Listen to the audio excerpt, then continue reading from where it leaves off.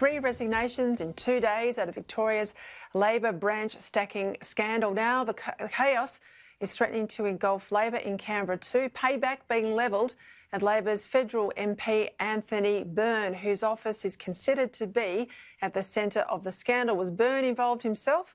Well, we don't know. Were any laws broken? Unlikely, but again, we don't know. Why did the unions block today any attempts to have the appointment of administrators to clean up the Victorian Labor state machine?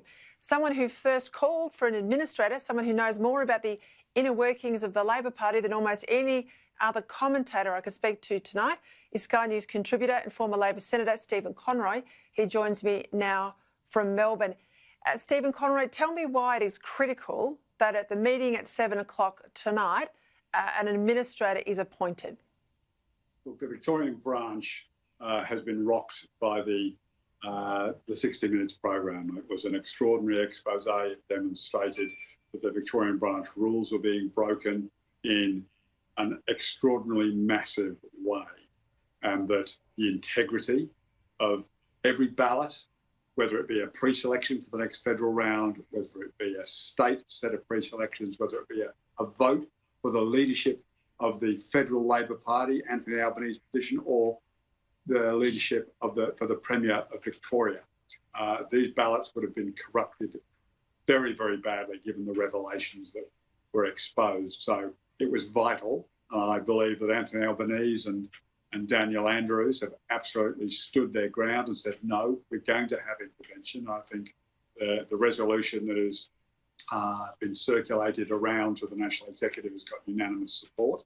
But there were some people in Victoria still trying to resist, who believe that rights were being trampled. But I believe they were short-sighted in that. And this intervention is far-reaching. This is the biggest intervention in the Victorian branch of the Labor Party in 50 years, 1970, and the removal of Bill Hartley, an absolute cancer on the party in 1970. And now we're seeing a massive overhaul of the Victorian branch. I know people want to focus on the overhaul and the fact that you'll have an administration move in and take control of the Labor Party, but you and I have both been around a long time.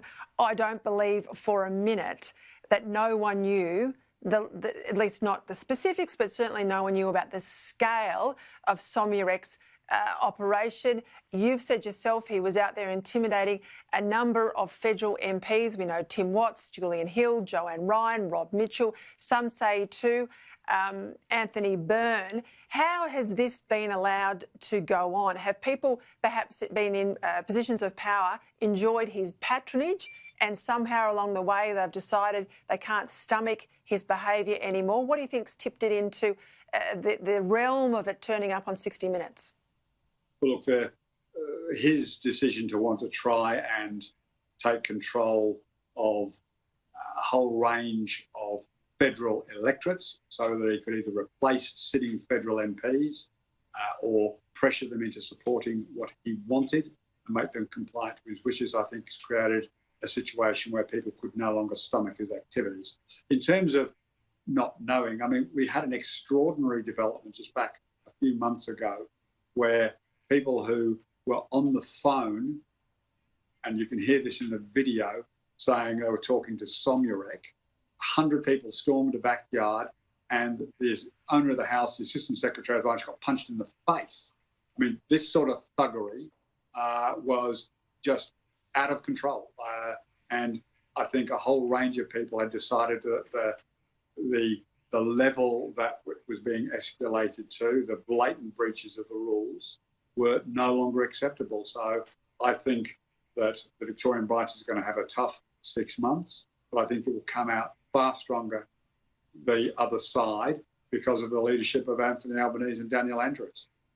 Hand on heart tonight, can you say that there are no other MPs, either state or federal, involved in this or who might likely lose their jobs? Look, to the best of my knowledge, hand on heart, to borrow your phrase, I don't know of any others. The claims being made by Somyurek in the 60 Minutes program talked about a flying squad. I didn't recognise almost any of the faces. I've been out of politics now for nearly 4 years. I didn't recognise any of the faces. He referred to them as young enthusiasts, if you want to be polite. But I can't give that absolute guarantee. I don't know of any of them.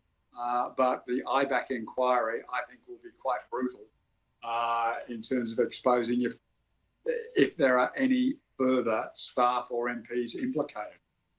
Do you think it's too far-fetched to think that, given the ethnic branch stacking that went on through multicultural organisations, that someone needs a close look at the behaviour of the then Minister Robin Scott, who has now resigned? He resigned from the position of Assistant Treasurer, but formerly he was Multicultural Minister. Do you think everything that he did and his relationship with grants in particular ethnic communities would be above board? Look, I suspect that may get some publicity, and people will have to wait to see what that shows. And I think that could lead to a range of other questions, and it could point to some very unsavoury practices. Do you think that Anthony Byrne, if he is involved, or indeed if his office is involved, do you think he did the wrong thing or the right thing in exposing this? I think Anthony Byrne, if he was involved, did the right thing by the Labor Party and the state of Victoria and Australia, given the federal ambitions of Somyurek.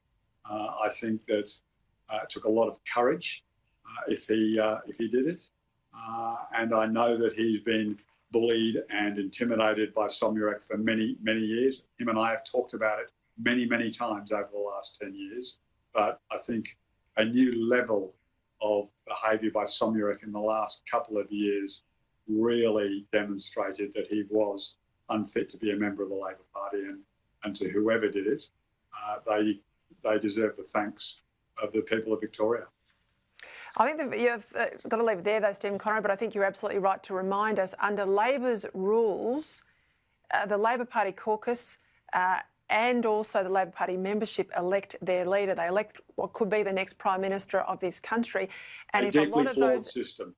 If a lot of those numbers are stacks, that has ramifications for all Australians, well and beyond anyone who might be a member of the Labor Party. And I think that's an important point you made tonight. Thank you very much for your time. Thank you.